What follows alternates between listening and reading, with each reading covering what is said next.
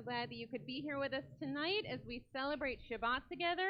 And we do have some guests, so welcome as well to our guests. You are welcome if you wish to sort of intersperse yourself among everyone else, but everyone here is welcome. And as I often say at the beginning of services, I know that people come here for so many different reasons. So our guests are here tonight to learn a little about Judaism. We have people celebrating life cycle events, both simchas and sadnesses. We have people who are here just to celebrate Shabbat. So whatever it is that brings you here tonight, I hope that you find what it is you're looking for. We're going to begin tonight by lifting our voices in song with the words of Hava Nashira, and those words tonight can be found on page 339. Hava Nashira, Hava Nashira, Hava Nashira, let us sing. Hava Nashira, Hava Nashira, Hava Nashira, let us sing. Come, let us sing. Let us sing. Come, let us sing. Let us sing. Come, let us sing. Hava Nashira. Come, let us sing. Let us sing. Come, let us sing. Let us sing. Come, let us sing. Hava Nashira. Hava Nashira. Hava Nashira. Hava Nashira. Let us sing. Hava Nashira. Hava Nashira. Hava Nashira. Let us sing. Come, let us sing. Let us sing. Come, let us sing. Let us sing. Let us sing. Hava Nashira. Come, let us sing. Let us sing. Let us sing. Let us sing. Come, let us sing. Hava Nashira. Hava Nashira. Hava Nashira. Hava Nashira. Let us sing. Hava Nashira. Hava Nashira. Hava Nashira. Let us sing. So of the various simchas that are being celebrated this weekend, one of them, a particularly awesome one, is that tomorrow Noah Schneider is becoming bar mitzvah.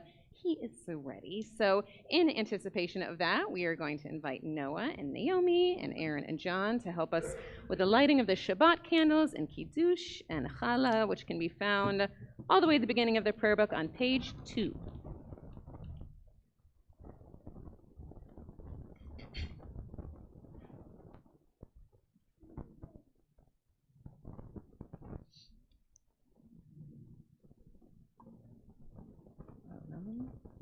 Share.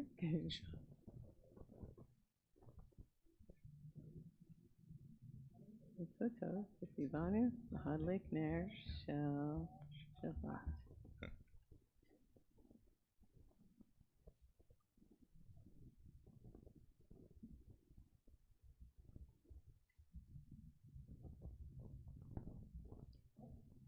Adonai, Eloheinu, Melech HaOlam, Borei Pri HaGafen.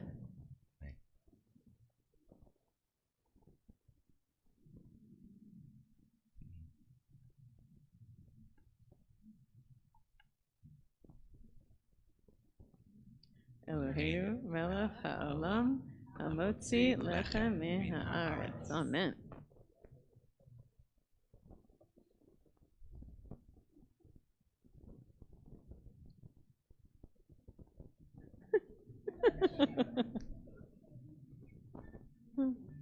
Beautiful. Nicely done. One of the ways that we welcome Shabbat into our midst is to imagine that Shabbat is a bride walking into the sanctuary and ready to celebrate with us. And so we sing the words of Lecha Dodi, welcoming in the Shabbat bride, on page 20. Shamor v'zachor b'dibur echad Ishmiyanu el hameyuchad Adonai echad u'shemo echad l'shemo tiferet v'letela olecha dodi likra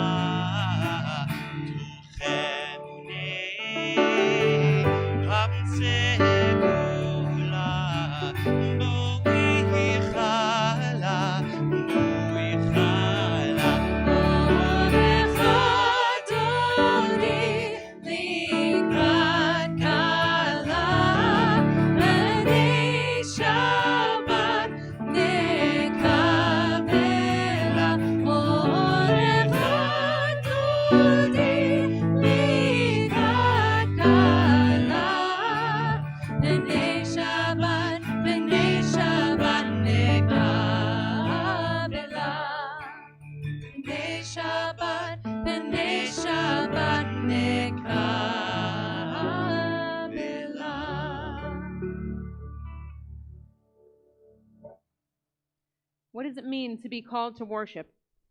All serious activity requires preparation. All of the prayers and blessings that precede Baruch Hu are warm-ups for each of us. So communal prayer now begins. And we, as the leaders, we ask, are you ready to pray? And it's your turn to respond. We are ready. So we invite each other to prayer, asking each other, are we ready for this moment on page 108? And I'll ask you to please rise for the Baruch Hu.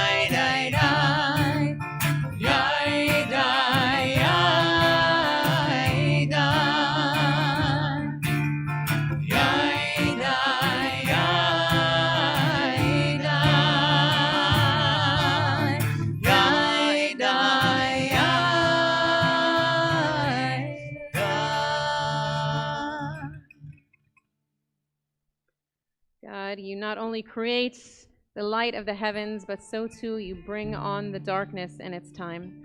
And so, God, we thank you for bringing on the dark as well. We sing words of Ma'ariv Aravim on page 30.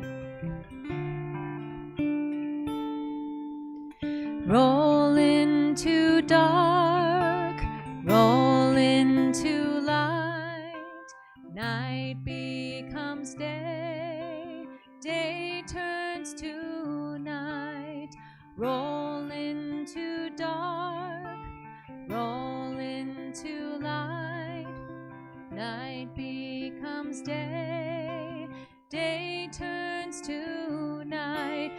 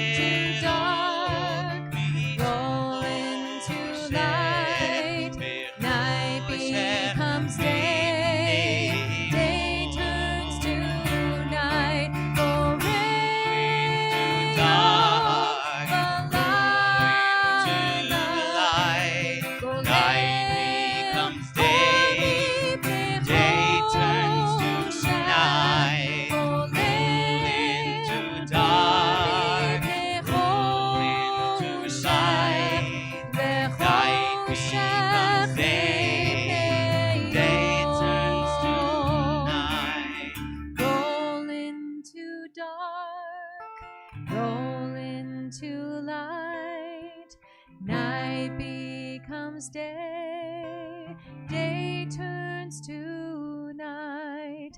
Roll into dark, roll into light. Night becomes day, day turns to night. We read together on the top of 33. As you taught Torah to those whose names I bear, teach me Torah too. Its mystery beckons, yet I struggle with its truth. You meant Torah for me.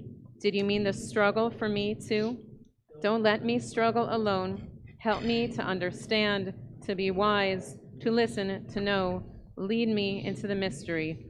Baruch atah Adonai, Ohev Amo Yisrael. And we join on 34 in the words of Shema.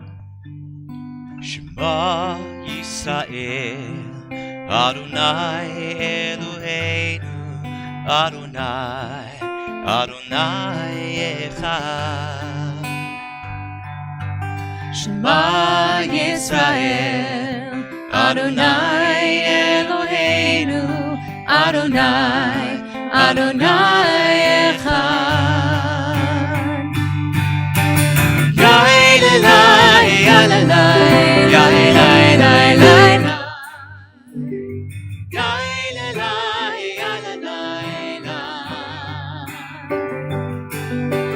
Yael Elai, Yael Elai, Yael Elai, Yael Elai, Yael Elai, Yael Elai. Baruch Shem Kevod Malchuto, Leolam, Leolam Va'ed. Baruch Shem Kevod Malchuto, Leolam, Leolam Va'ed. Yael Elai, Yael Elai, Yael Elai, Yael Elai, Yael Elai, Yael Elai,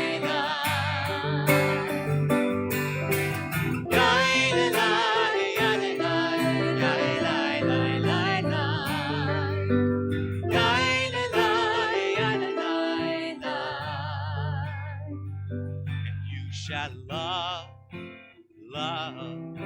with all of your heart, your soul, and with all of your might. And you shall teach your children to hope, to love, and to know what is right. Yael Elai, Yael Elai, Yael Elai, Yael Elai, Yael Elai, Yael Elai, Yael Elai, Yael Elai, Yael Elai.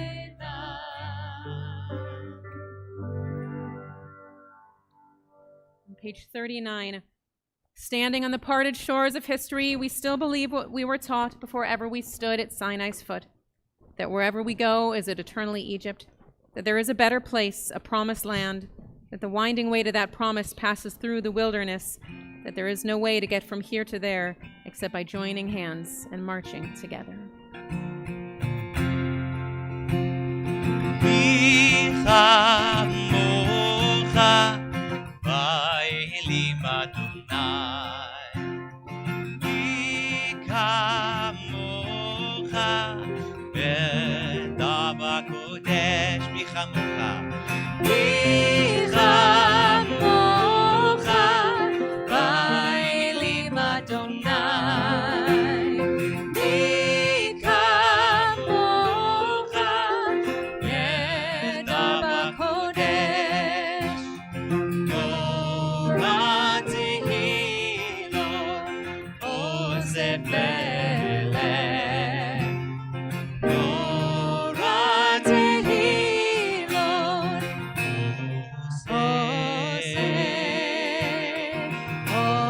Osef elech. Micha mocha Va'elim Adonai. Micha mocha V'dava kodesh.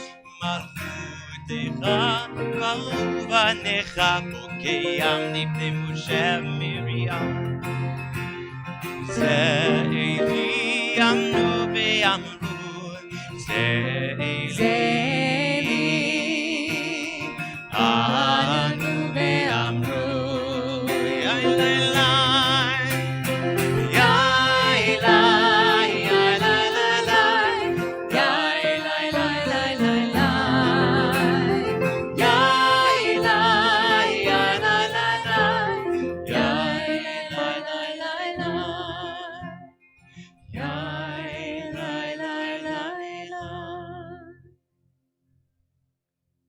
We sing Michamocha each time we come together in prayer.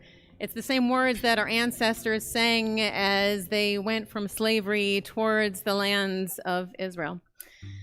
And I was thinking of them tonight, earlier today, I guess, when it was night in Israel, as I was talking to Rabbi Michael, who was supposed to be home from Israel tonight, but his flight got delayed and El Al doesn't fly on Shabbat. So he will be back sometime soon, but he was reminding me of this idea that even sometimes when you're in Israel and it feels like a place that needs a whole lot more freedom, that needs a whole lot more protection, that needs a whole lot more peace and love, that still on Shabbat there, you feel that sense of God's protection.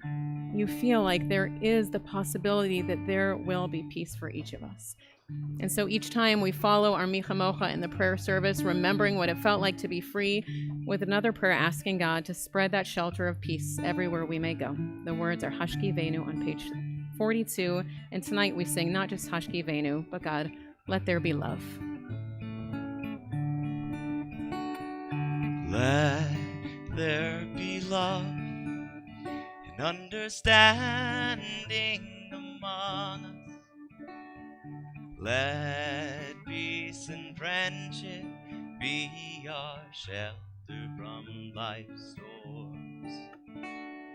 Let there be love and understanding among us. Let peace and friendship be our shelter from life's storms. Hashki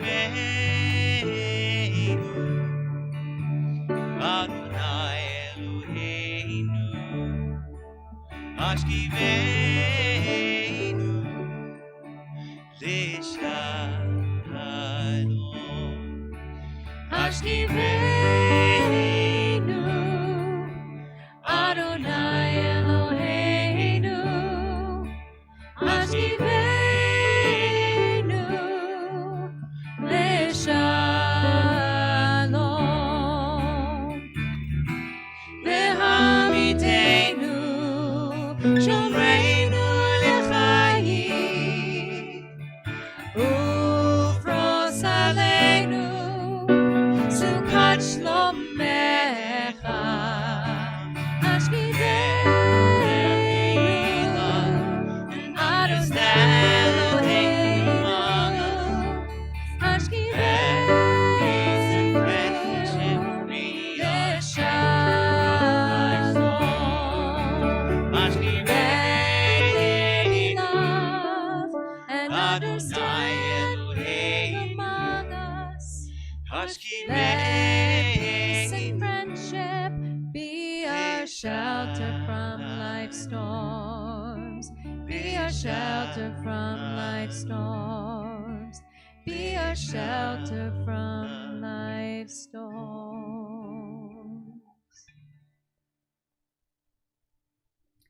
Great Abraham Joshua Heschel wrote, "A thought has blown the marketplace away. There's a song on the wind and joy in the trees. Shabbat arrives in the world, scattering a song in the silence of the night, and eternity utters a day." We sing his words now on page 45 as we prepare for words of tefillah.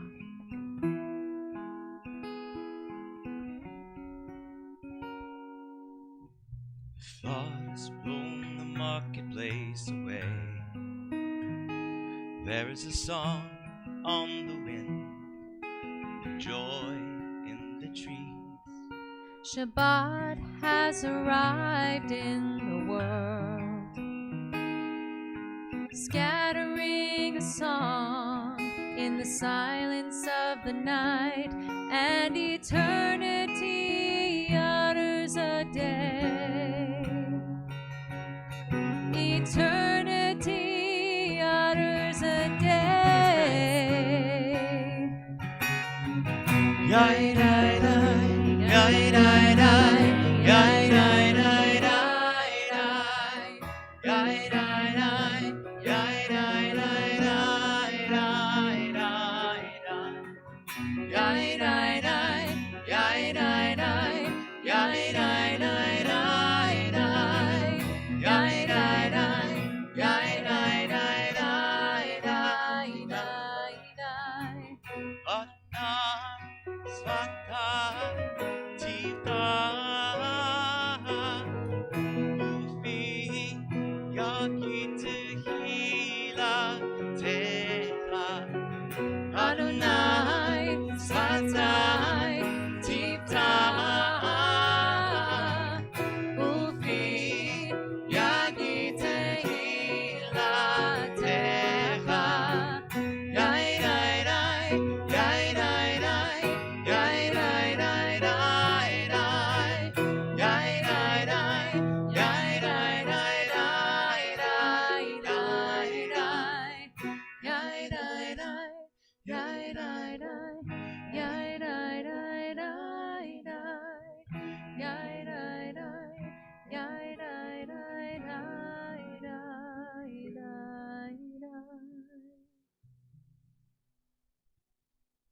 Baruch atah Adonai Eloheinu v'Elohei Avotenu v'Imotenu Elohei Avraham Elohei Yitzchak v'Elohei Yaakov Elohei Sarah Elohei Rivka Elohei Rachel v'Elohei Leah Ha'el HaGadol HaGibor v'Hanora Elyon גומל חסדים טובים וקונה הכל וזוכר חסדי אבות ואימהות ומביא גאולה לבני בניהם למען שמו באהבה מלך עוזר ומושיע ומגן ברוך אתה אדוני מגן אברהם בעזרת שרה אתה גיבור לעולם אדוני, מחיי הכל אתה רב להושיע,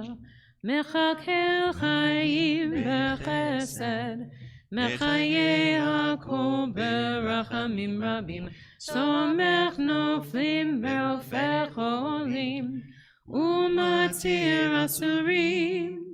ומקיים אמונתו לשני עפר מי כמוך בעל גבורות ומידו מלך ממית ומחיה ומצמיח ישועה ונאמן אתה להיות הכל ברוך אתה אדוני Please be seated. We know that there are so many things that we pray for when we come together and worship, but so often what we're doing is praying for those who are in need of healing. And I will tell you that this is one of those weeks that actually is particularly joyous because we have a friend who is officially off the Misha Berach list, and that is the best thing in the world. And we have others who maybe they're not quite off the list, but gosh, it is a way better week than we've had in a long time. We know, too, that there are so many people who are in our family circles, our circle of friends, who are in need of healing. We're also praying for the American and Israeli hostages, the wounded civilians and IDF soldiers and the Israeli people. So I'll take a few moments and offer this healing prayer, and then in the middle, I'll give you a chance, if you wish, to share a name or two of your own.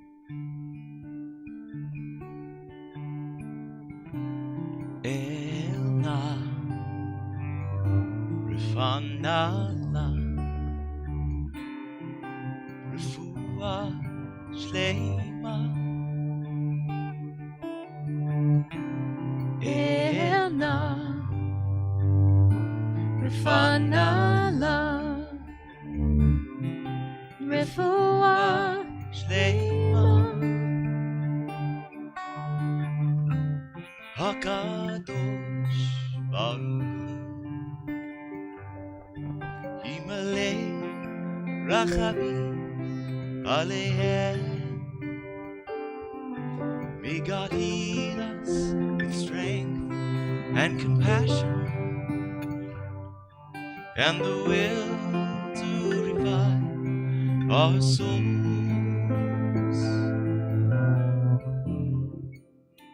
Someone you're thinking of whose name you'd like to share at this time, I would invite you to do so.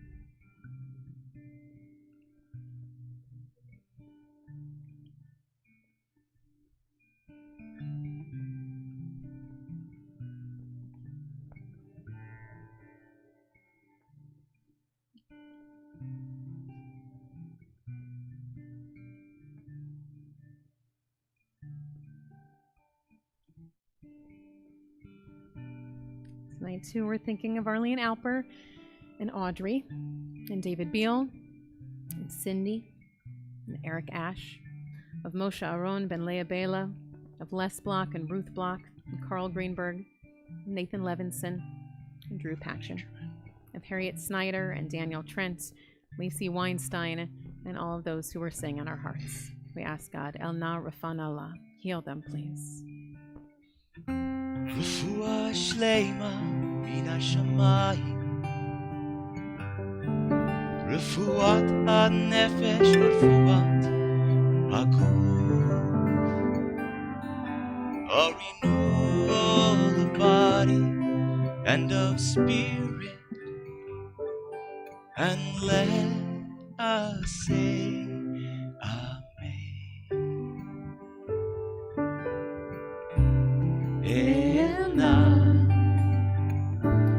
Fanala Refuah Shlema Emna Fanala Refuah Shlema.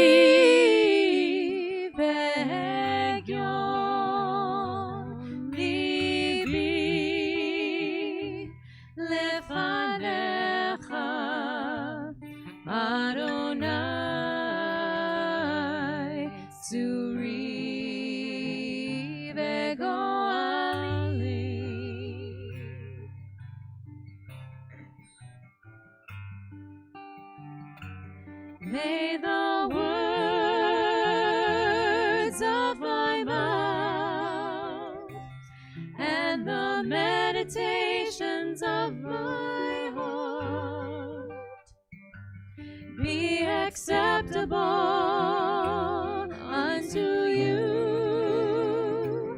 O God.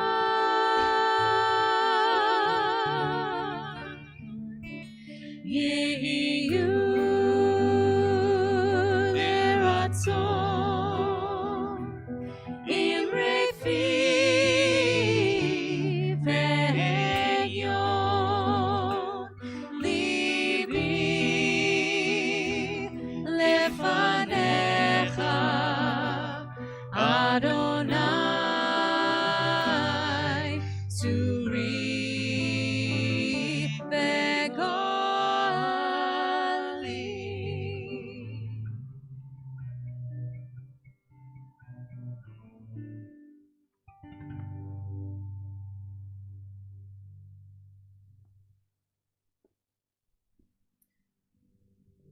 When Jewish people talk about our history, we often, I'm sorry to say, tend to talk about it in terms of the horrible things that have happened to the Jewish people.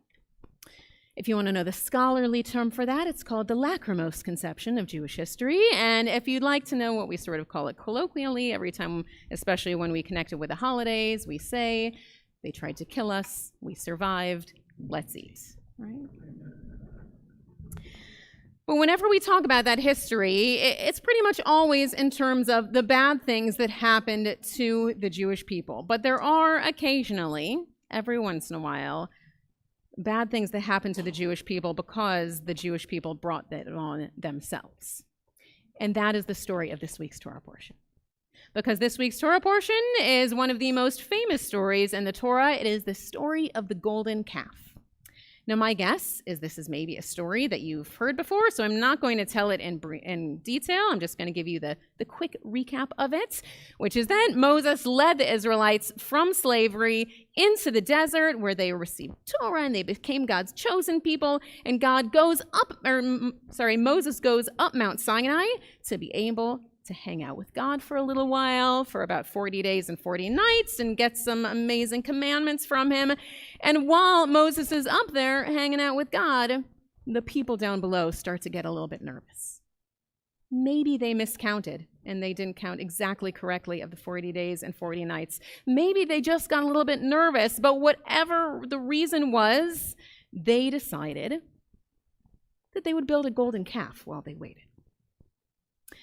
Now, they build this calf, and God is looking down from Mount Sinai, and God is really, really mad. In fact, God is so mad that he says to Moses, you know what we should do, Moses? I'm just going to kill everyone, and let's start over, which he thinks is a great plan. Moses, fortunately, is like, no, let's not start anew. But then Moses actually goes down the mountain and sees what has been happening, and now he gets really mad. He actually, takes the tablets, he smashes them, he grounds it up, he makes the people eat it. No one ever shows that part of the story in the movie, but he's also incredibly mad. But the reason that he's so mad is that what the people did, this sin of idol worship, this is supposed to be the worst thing that the Jewish people ever did. It is because of this sin of the golden calf that the Jews now have to wander for another 40 years, and it's brought up again and again as the worst thing that the Jewish people ever did. But I want to ask you, why was it really that bad? I mean, really? Is idol worship the worst? I mean, of the 10 commandments, which Moses was attempting to bring down Mount Sinai, we have on there, don't murder, don't steal, honor your parents, a whole bunch of very, very important commandments for living peacefully in a society. Is idol worship really all that bad? What I'd like to suggest is that maybe what was so bad about the golden calf, it's not really about idol worship at all, but that we can look at this as an example of actually teaching us what are the most important things that we value as a Jewish people. Now, to do this, I have to backtrack a little bit and not just tell the story of the golden calf, but tell an earlier story of idol worship. And this one is about Abraham, the first Jew. Now, this story is not actually in the Torah, but in the Torah, when they're telling the story of Abraham, it tells us who Abraham's dad is, and then it just switches and says that one day God called to Abraham and said, Lech lecha, go leave your father's house, and you're going to become my people. And so the rabbis of Jewish tradition, they were like, something must have happened in there. Something must have happened between Abraham being born and him becoming so awesome that God decided that he should be the first Jew. And so the rabbis invented a midrash. A midrash, for those of you who don't know, a midrash is a story that rabbis wrote to sort of fill in the blanks of the stories that don't make sense. And the midrash that they wrote is actually so popular that most Jewish people think that this story is really in the Torah, even though it's not. This story goes like this. The Midrash says that Abraham's father, Abram, but we'll just call it Abraham to make our lives easier, Abraham's father was actually an idol maker. That was his whole job, is he would make these statues, he would make these idols that people could buy and then they could pray down to for all of the things that they needed. But Abraham, even when he was a kid, he knew that this wasn't quite right. He knew that something was wrong with what his father was doing, and so he decides to prove a point. He goes into his father's shop, and he takes a giant stick of wood, and he goes and he bashes every single idol in the shop except for one. And in that last idol that remains standing, he takes this piece of wood and puts it in the idol's hand. So his dad comes home, and it totally looks like that idol was the one who did it. So the question is, what did his father say? Now, it seems to me that there's really only two options of what Abraham's father could have said. Number one, he could have said, oh my gosh, I can't believe that idol did it. That's so crazy. I'm so upset at him. He could have said that, which would have made him, actually, I was about to say something not very nice. It would have made him not very smart. It would have made him ignorant. And let's just say willfully ignorant. To actually believe that an idol could go around with a big piece of wood and smash all the other idols is choosing to not see the truth. It is choosing to not believe the facts that are before you. It's choosing to be uneducated. And as a Jewish people, one of the things that we care about most in the world is the idea that we should be educated. It's the idea that we should always be learning, that we should question everything, that if we see something that doesn't make sense, even if it's something that our parents say to us, that we should keep learning and we should keep asking the big questions. So maybe one of the big sins of idol worship is the idea of saying that we should ever remain ignorant or not be learning or believing the truth of the world around us. Now, that's one idea of what Abraham's father could have said. What the story usually tells us is that really what Abraham's father said is Abraham's father was like, Abraham, I can't believe you did this. Obviously, that idol did not do that. At which point Abraham would have said, aha. But for him to do that, this shows us another thing that is so very important to Judaism.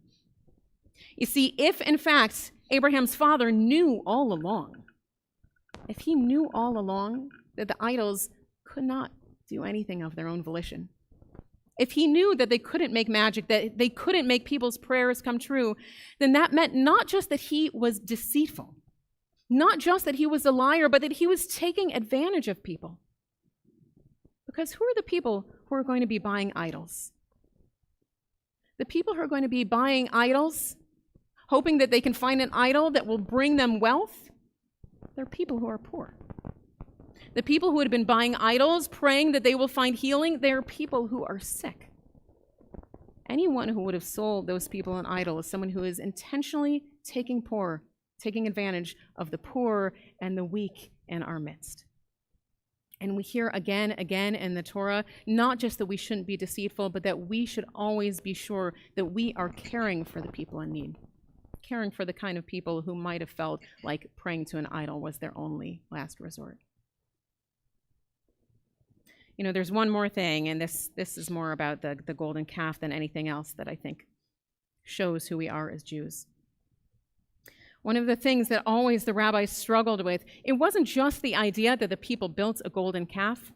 It was the idea that they built a calf, and it was only like a few pages, a few days after they received the Torah.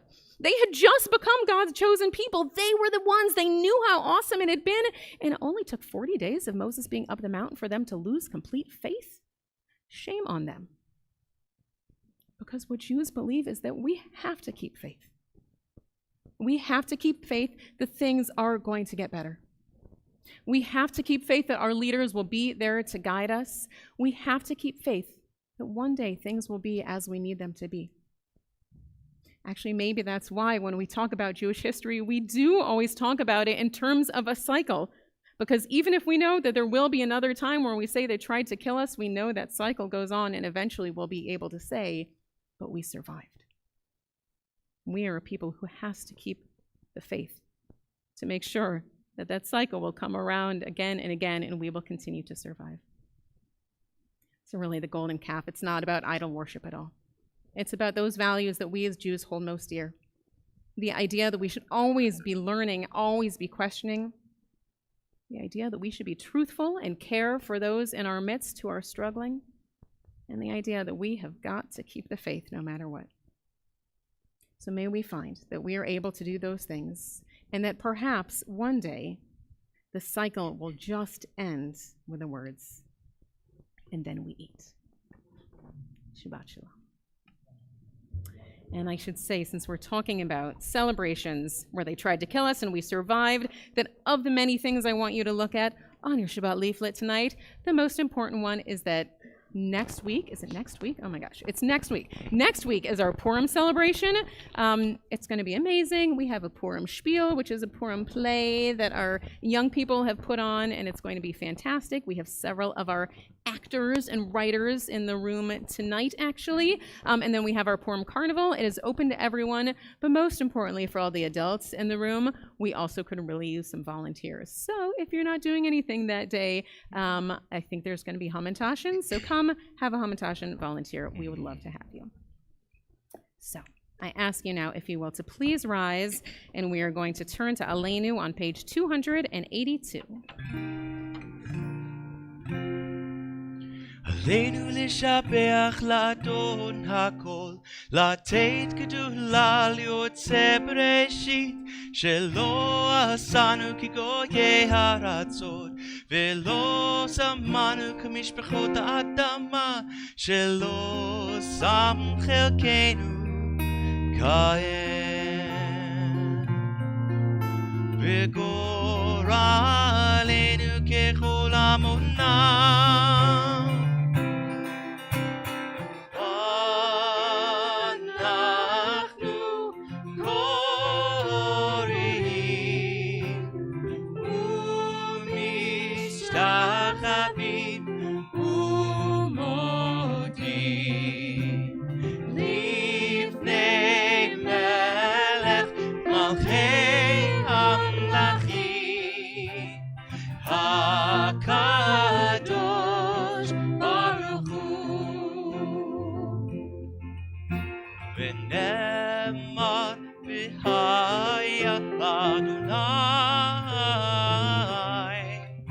למלך על כל הארץ. ביום ההוא יהיה אדוני אחד ושמו אחד. Even though so many of us are here because we are celebrating a time of joy, of being together with community, so too I know that there are those who are in our midst or who are watching over the live stream who are here honoring a loss. And so we recall with love the names of those taken from us in recent days, and our hearts go out to their families in sympathy as we recall their names: Susie Beretsky, Marilyn Fox, Howard Schlansky, Mel Spiegelglass, Rabbi Carl Wolkin. And we now recall the names of those anniversary of whose death occur on this Shabbat and whose names have been inscribed in the archives of our congregation or on the Wall of Honor for perpetual memorial: Sarah Fox Adis, Benjamin Arnovitz, Morris Bass, George Berry, Leonard Bierman, Norman Cecil Broaden, Stuart Kaplan, Emmanuel Cole, Rose Cole, Selma Dennis, Mark Edison, Lena Frank, Samuel Gartenberg, Eleanor Gertner, Milton Goldman, Charles Greger, Celia Greenberg, George Gunter, Fanny Holtz, Louis Honig, Ida Horowitz, Stanley Jacobs, Dr. Ernst Jonas, Joseph Kaufman, Hannah Lederer-Cohn, Phyllis Knopf Kurland, Baby Krem, Michael Cutton, Pauline Landauer, Irvin Lang, Marlene Ray Lefton, Edith Mannheimer, Natalie Melman, Rosa Meyer, Saul Nymark, Joan Plattner, Ben Resnikoff, Sadie Rickensall, Rabbi Merrill C. Rubin, Alberta Kuhlman Shield, Estelle Schneider, Augusta Schoenstatt, Jack Schultz, Leon Schwab Sr., Dolly Schoenberg, Flora Siegfried, Richard Silverman, Richard C. Simon, Nat Singer, Jerome Spector, Nancy Steele, Gunter Herbert Stern, Jeannie Thornberry, Eugene S. Weil, Bertha Wildman, Minnie Mayer Wolfheim, Cadet James Henry Yalem, who died in the service of our country, and Emil Ziskind. So with these names and the names we keep in our hearts, we join together for the words of the Mourner's Kaddish on page 294. Yit Gadal v'yit Kadash Shemei Rabbah ba'alma divarach chiruteh v'yamlich machuteh b'chayachon u'v'yomachon u'v'chayei d'chol Beit Yisrael ba'agala u'v'zman kariv emru amen. Yehei Shmei Rabbah mevarach la'alam omei almaya. Yitbarach v'yishtabach v'yitpa'ar v'yitromam v'yitnaseh v'yitadar v'yitaleh v'yitalal shemei dekudisha b'richu le'ela min kol birchata v'shirata tushbachata v'nechamata ta'amiran ba'alma v'emru amen. Yehei shlama rabba min shemaya v'chayim aleinu v'al kol Yisrael v'emru amen. Oseh shalom b'mromav hu ya'aseh shalom aleinu v'al kol Yisrael v'emru amen. May the source of peace send peace to all who mourn and comfort all who are bereaved. Amen. Oseh shalom b'mromav hu ya'aseh shalom aleinu v'al kol Yisrael ve'imeru amen. Please be seated. So a few announcements before we send you on your way. So first, I do want to thank and welcome we have a few groups tonight from Elliott Unitarian Chapel in Kirkwood and also from Greenville University. After the service, those of you who are from those various groups, if you want to take like a few minutes just to run to the restroom and then come on back and I'll answer any questions you may have. I also always invite anyone else who is here tonight who has questions about Judaism. This is a great time, so come and ask me the questions afterwards. And then I also just want to say, we we are really lucky in our congregation that we have the Ruach band with us so often, which is Rob Aronson and Julie Aronson and Jordan Mandel and Chris Roughton. And because of that, I mean, you don't realize that there are actually other Jewish musicians out there, because why would we need any? But every once in a while we get lucky. And tonight is one of those nights because Todd Kessler is here celebrating his nephew's bar mitzvah, but he's offered to join us in a closing song. And I heard it's going to be awesome, so I'm going to sit in the congregation so I can hear it.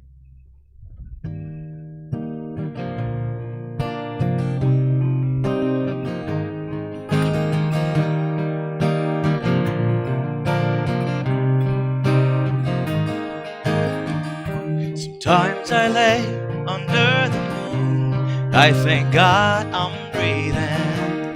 Then I pray, don't take me soon, 'cause I am here for a reason. Sometimes in my tears I drown, but I never let it get me down. So when negativity surrounds, I know someday it'll all turn around, because all my life I've been waiting for, I've been praying for the people to say that we don't want to fight no more. There'll be no more wars, and the children will play. One day, one day, one day, one day, one day, one day.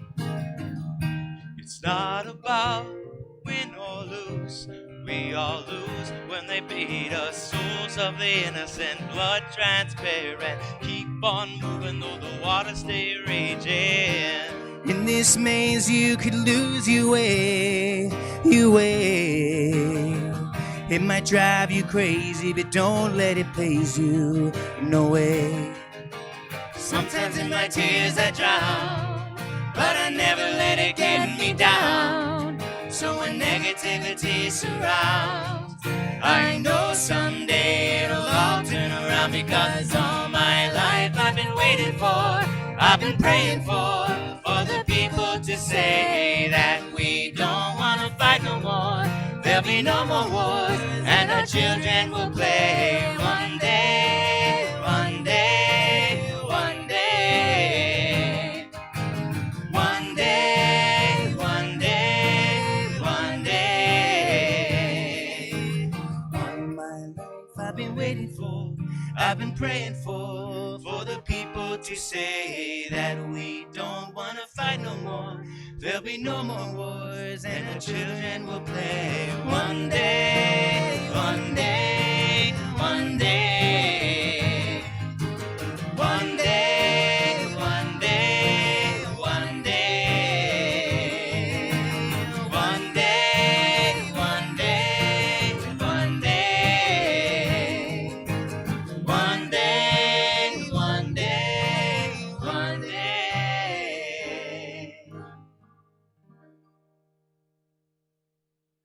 Shabbat Shalom. Dude. Yeah, man.